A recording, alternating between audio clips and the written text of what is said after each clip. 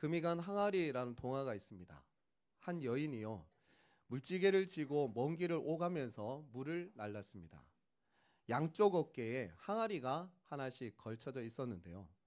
그 중에 왼쪽 항아리는 살짝 금이 가고 깨어진 항아리였습니다. 항아리에 물을 가득 채워서 출발하는데 항상 집에 와서 보면 왼쪽 항아리의 물은 반쯤은 비어져 있었습니다. 그 항아리에 깨어진 틈 사이로 물이 흘러내린 것이지요. 반면에 이 오른쪽 항아리의 물은 언제나 가득 채워진 그대로였습니다. 어느 날 이 왼쪽 항아리는요, 금이 가고 물이 새는 자신 때문에 항상 2번씩 물을 더 기르러 가는 주인에게 너무나 미안한 마음으로 이렇게 말합니다. 주인님, 나 때문에 주인님이 항상 2번씩 일하는 것 같아서 죄송해요. 저 같은 항아리는 그만 버리시고 새 것을 사용하세요. 그러자 여인은 따뜻한 웃음으로 금이 간 항아리에게 대답합니다. 우리가 지나온 길을 봐라. 왼쪽 항아리는 그동안 지나다녔던 길을 뒤돌아 보았습니다. 왼쪽 항아리가 지나왔던 그 길은요, 오른쪽 길과는 달리 아름다운 꽃들과 들풀이 풍성하게 피어 있는 것입니다. 여인은 이렇게 말합니다. 너는 지금 그대로 너의 역할을 잘 하고 있단다. 너는 금이 가고 깨어져 있지만 너로 인해 다른 생명이 자라나는 모습 아름답지 않니? 나는 그 모습을 보며 즐거워하고 기뻐하고 있단다. 사랑하는 성도 여러분, 저는 이 이야기를 들으면서요, 주님의 음성으로 들려왔습니다. 금이 가고 깨어진 항아리의 모습, 마치 우리 자신의 모습을 대면하는 것 같지 않으십니까? 금이 가고 깨어진 그 틈 사이로 물이 줄줄 새어나가는 항아리처럼 우리의 약함과 불완전한 틈 사이로 너무나 많은 것들이 소진되고 낭비되는 것처럼 보입니다. 그래서 내 자신이 마치 쓸모없는 항아리처럼 여겨질 때가 있는 것이죠. 그러나 우리의 모습이 설령 완벽하지 않고 온전한 모습이 아니라 할지라도 나의 상처나고 깨어진 그 틈을 통해서 생명이 자라나는 새로운 가능성이 시작된다는 사실을 기억하시기 바랍니다. 여러분, 이것이 하나님께서 저와 여러분에게 주시는 소망인 것입니다. 오늘 본문의 말씀은 그리스도인들에게 찾아오는 인생의 문제들을 어떻게 해석할 것인가, 그리고 나에게 있는 이 약함, 나에게 주어진 이 가시라는 문제를 어떻게 받아들여야 할지 알게 하는 놀라운 비밀이라는 것입니다. 본문의 배경을 먼저 살펴보면 지금 사도 바울은 고린도 교회와 거짓 교사들에게 바울이 가진 사도권에 대해서, 그리고 바울이 가진 여러 가지 인간적인 약함에 대해서 공격을 받고 있는 상황입니다. 그러면서 고린도 교회와 거짓 교사들이 자랑하는 것이 뭐냐 하면 자신들에게는 신비한 은사를 가지고 있고 어떤 특별한 은사를 가지고 있고 세상적으로도 가진 사람이라는 거예요. 나는 이 정도로 대단한 사람이야. 영적인 신비한 체험도 있어. 세상적으로도 탁월하고 언변도 좋아. 그런데 너 바울은 아무것도 없잖아. 보잘것없고 보여줄 수 있는 것이 아무것도 없잖아. 실제로 사도 바울은요, 그 당시 고린도 교회를 방문했던 유명한 교회 지도자들, 심지어 거짓 교사들과 비교해 봤을 때에 바울은 가난했고 왜소했고 병약하고 언변도 약한 사람이었습니다. 그러다 보니까 계속해서 바울에 대해서 시비를 걸고 무시하고 있었던 거예요. 여러분이라면 이런 상황에서 어떻게 자기 자신을 대변하시겠어요? 그런데 사도 바울은 정반대의 논리로 전혀 다른 것을 자랑하고 있습니다. 그 첫 번째로 사도 바울은 이러한 세상적인 자랑, 세상적인 소유에 대해서 다 무익하다라고 말하고 있습니다. 본문 1절 2절 말씀 우리 함께 읽어보실까요? 1절 2절 시작. 무익하나마 내가 부득불 자랑하노니 주의 환상과 계시를 말하리라. 내가 그리스도 안에 있는 한 사람을 아노니 그는 14년 전에 셋째 하늘에 이끌려 간 자라. 그가 몸 안에 있었는지 몸 밖에 있었는지 나는 모르거니와 하나님은 아시느니라. 여러분, 여기서 셋째 하늘이라는 것은 그 당시 개념으로 천국을 말하는 것입니다. 사도 바울은 지금 나는 천국을 직접 봤다라고 말하고 있는 거예요. 그런데 사도 바울이 이것을 말하면서 제일 먼저 말하는 것이 무엇입니까? 1절 말씀 앞부분에 무익하다. 여러분, 예를 들어서 여러분 자신이 실제로 천국을 내가 봤고 내가 입을 열 때마다 미래 예언들이 쏟아져 나오고 내가 손을 얹고 기도할 때마다 병이 낫는다라고 가정해 보십시오. 그리고 내가 세상적으로도 많이 가진 사람이다라고 생각해 보십시오. 그러면 아마 여러분들이 입이 근질근질 하실 겁니다. 자랑하고 싶어서. 그런데 사도 바울이 말하는 것이 뭐냐 하면 1절 말씀에 무익하다. 심지어 이러한 자기 경험들을 나타낼 때에도 내가 직접 그것을 봤다라고 말하는 것이 아니라 그것을 본 어떤 한 사람을 안다 그렇게 말하면서 자신은 그것에 대해서 상관없는 사람인 것처럼, 잘 모르는 사람인 것처럼 말하고 있는 것입니다. 여러분, 사도 바울이 자신의 사도직을 주장할 때에 만약 본인이 경험했던 영적인 계시와 체험들, 신비한 은사들을 이야기하면서 자신의 사도직을 입증하고자 했다면요, 그의 체험은 엄청난 것이었어요. 거짓 교사들과는 비교할 수도 없는 것이었죠. 그런데 사도 바울은 이 모든 것이 어떻다고요? 무익하다라고 말하고 있는 거예요. 오히려 이러한 것들을 매우 경계하는 모습을 보여주고 있는 것입니다. 여러분, 그 이유가 무엇이겠습니까? 여러분, 내가 내 자신을 자랑하면 누가 영광 받는 것입니까? 주님이 영광 받는 것입니까? 아니면 내가 영광 받는 것입니까? 여러분, 오늘 이 말씀은 우리가 그리스도인으로서 이 땅을 살아갈 때에 무엇을 추구해야 될지, 무엇을 무기 삼아야 될지, 무엇을 자랑해야 될지 가르쳐 주고 있는 것입니다. 사랑하는 성도 여러분, 하나님의 관심은 소유에 있지 않습니다.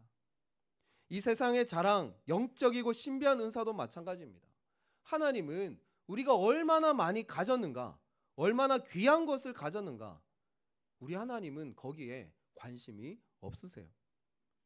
그리고 하나님께서는 어느 순간 하나님께서 이 모든 것을 역전시켜 버리시면 어떻게 되는 겁니까?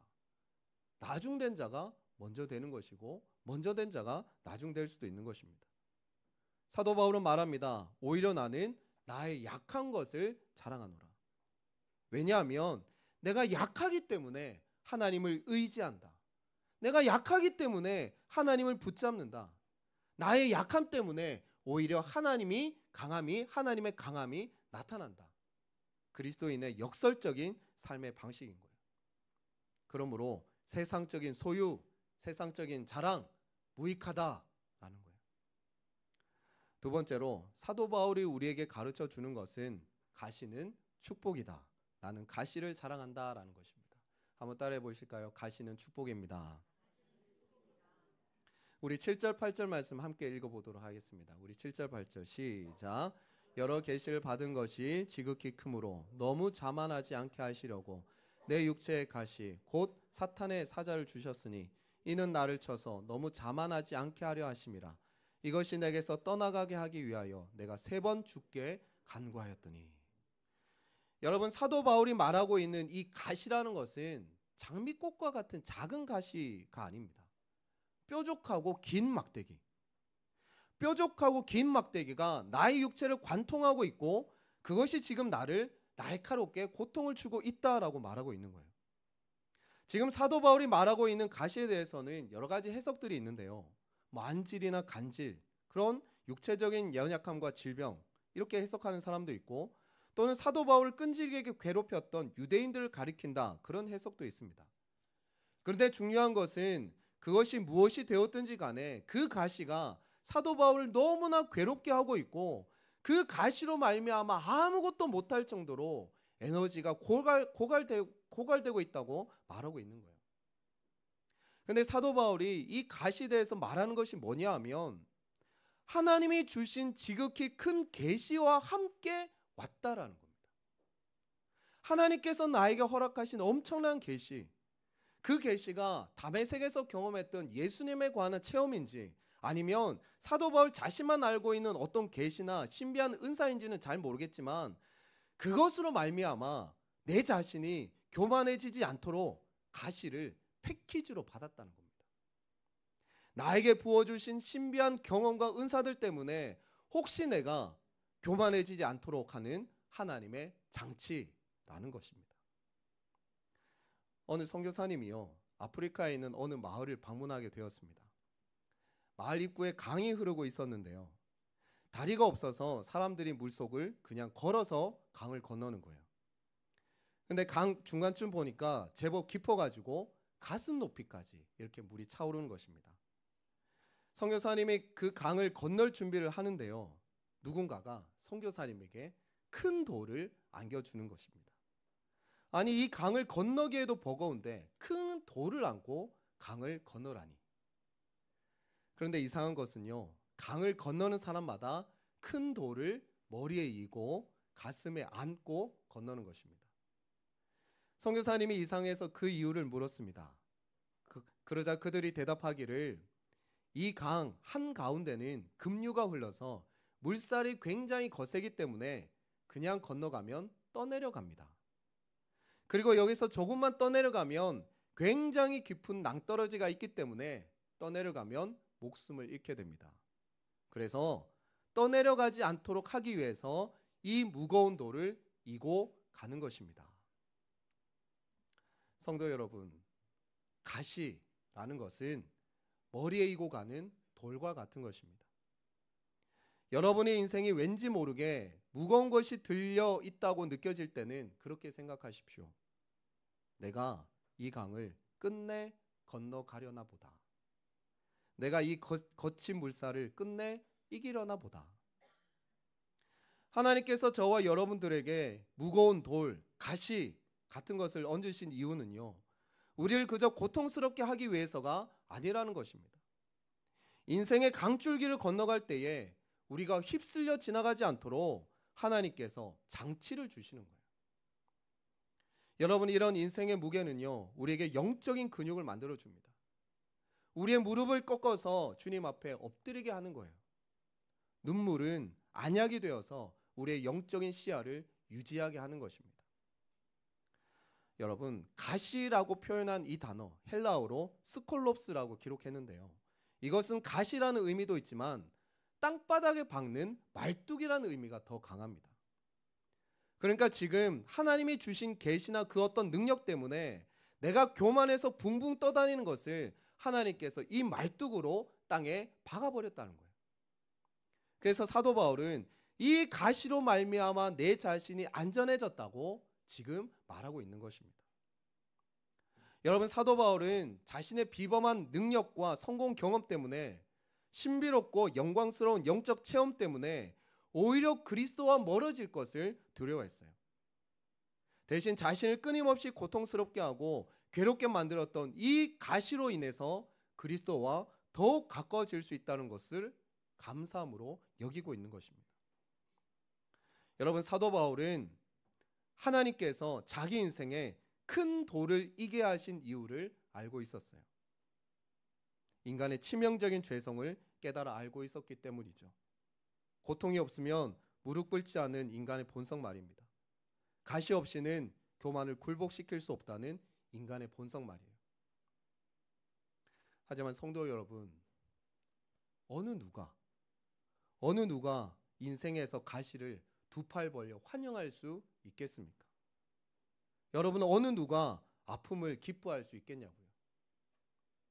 성도 여러분, 하나님께서 이 가시를 내 영혼의 유익을 위해 주셨지만, 여러분, 바울에게는 분명 이것은 아픔이었어요. 바울은 이 가시 때문에 몸부림치며 주님 앞에 엎드렸어요. 그리고 아프지 않고서는 나올 수 없는 깊은 기도가 그 영혼 안에서 터져 나온 것이죠. 여러분, 분명 이 가시는 그가 사역에 매진하는 데 있어서 너무나 큰 걸림과 장애가 되었을 것입니다. 그는 오늘 말씀에서도 3번이나 그 가시를 자신에게서 제거해 주시기를 간구했다라고 기록합니다. 여기서 3번이라는 말은요, 1번, 2번, 3번을 의미하는 것이 아니라 그가 할 수 있는 한 최선을 다해서 이 문제를 위해서 구체적으로 작정하고 기도했다는 것이죠.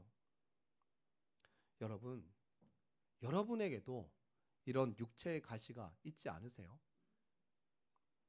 내 인생의 이 문제만 아니었다면, 이 질병만 아니었다면, 내 인생에 이것만 덜어갈 수 있다면 과연 나는 어땠을까? 여러분, 우리 인생은요, 저마다의 가시를 품고 살아갑니다. 그리고 우리도 기도합니다. 하나님, 이 가시를 내게서 걷어주십시오. 기도로 고통에 정화합니다. 기도로 은혜에 호소해요. 그런데 기도 응답은 어떻습니까? 여전히 그대로 있는 그 가시를 보게 됩니다. 오늘 사도 바울이 괴로움과 고통 중에서 몸부림치며 기도했을 때에 주님이 주신 기도의 응답은요, 가시의 제거가 아니었어요. 우리 9절 말씀 함께 읽어보도록 하겠습니다. 9절 말씀 시작. 나에게 이르시기를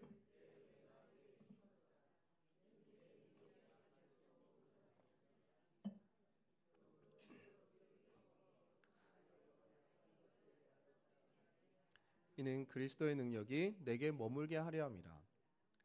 우리 주님은 내 은혜가 내게 족하도다 라고 말씀해 주십니다. 이 말씀은 표면적으로 사도 바울의 간절한 기도에 노라고 대답하신 거예요. 노진준 목사님이란 분이 계십니다. 이 목사님은 태어나서 8개월 되었을 때에 소아마비 장애인이 되었어요. 그래서 다리가 불편하신 겁니다. 평생 장애인으로 살면서 약해 보이면 안 된다, 일종의 자격지심, 그리고 열등감, 이런 마음의 불편함까지 있었다고 합니다. 고등학교 2학년이 되어서 나는 훌륭한 목사가 되어야겠다, 하나님께 헌신하고 나서 그날부터 4년 동안 하루도 빠지지 않고 기도했던 것이 뭐냐면, 하나님, 장애가 있는 제 다리 고쳐주세요. 제 다리만 고쳐주시면 진짜 하나님을 위해서, 복음을 위해서 진짜 잘하겠습니다. 제 다리만 고쳐주세요. 이 목사님이요, 4년 동안 단 하루도 빼먹지 않고 이 기도를 올려드렸다고 합니다. 그렇게 4년이란 세월이 흘러가는데요, 대학교 2학년 때 어느 미국 교회에서 열린 신유 집회에 참석하게 되었습니다. 그때 그 미국 목사님께서 노 목사님에게 손을 얹고 너무나 간절하게 정성을 다해서 기도를 해주셨다고 해요. 기도회 후에 설교 말씀을 듣는데요, 근데 말씀을 듣는 중에 갑자기 분노가 올라왔다고 합니다. 미국 목사님이 뭐라고 말씀하시는가 하면, 믿음으로 기도하면 어떤 병이든 다 낫는다 라는 말씀을 하시는 겁니다. 믿음으로 기도하면 어떤 병이든 다 낫는다. 이 말씀을 듣는데요, 갑자기 너무 속상한 거예요. 매우 강한 거부감이 올라오는 것입니다. 왜냐하면 지난 4년 동안 하루도 빠짐없이 기도했지만 응답되지 않은 그 기도가 생각났기 때문에. 아니, 그러면 내가 나의 기도가 응답되지 않은 것은 내 믿음이 부족했기 때문인가? 내가 4년 동안이나 하루도 빠지지 않고 기도했는데, 그러면 하나님께서 나에게 기대하시는 믿음이 도대체 무엇이길래 내 다리를 고쳐주지 아니하시는가?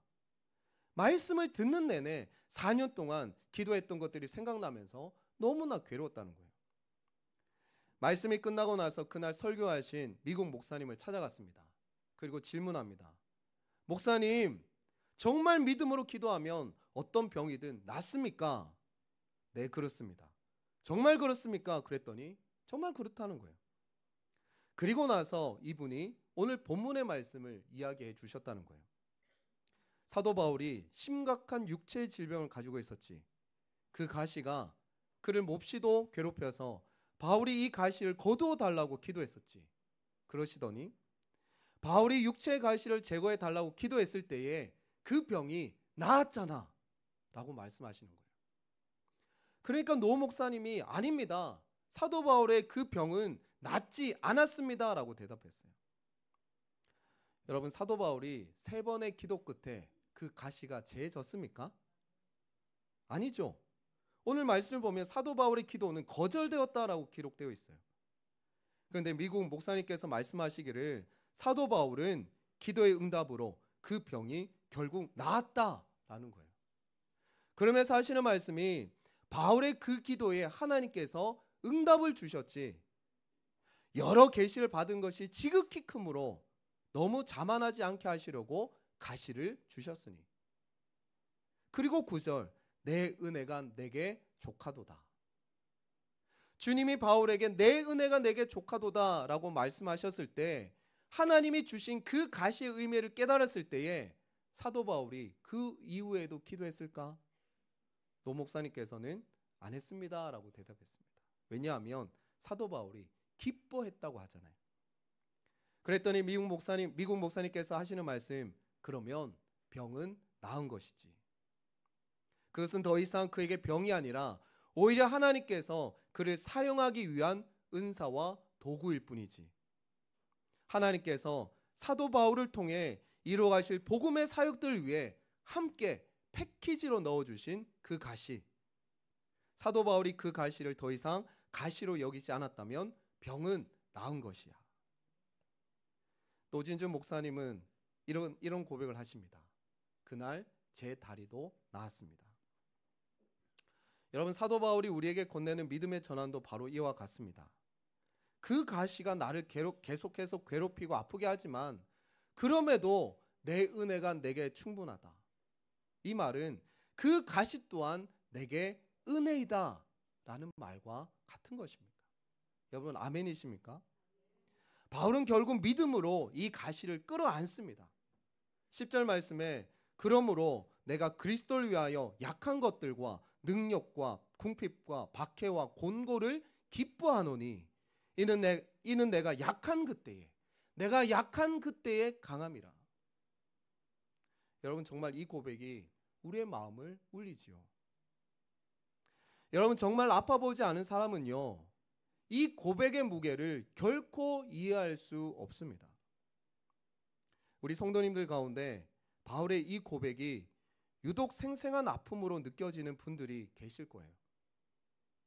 그분들은 아마도 지금 그 가시 때문에 고통과 괴로움을 느끼는 분들일 거예요. 그리고 이 고백이 가슴으로 이해되는 분들도 있을 것입니다. 그분들은 아실 거예요. 사도 바울이 그 가시를 끌어안기까지 얼마나 많은 눈물을 흘렸을까? 얼마나 많은 씨름을 했을까? 여러분, 하지만 분명한 것은 내 은혜가 내게 족하다라는 주님의 응답 위에 그 가시를 믿음으로 바라봤다는 것입니다.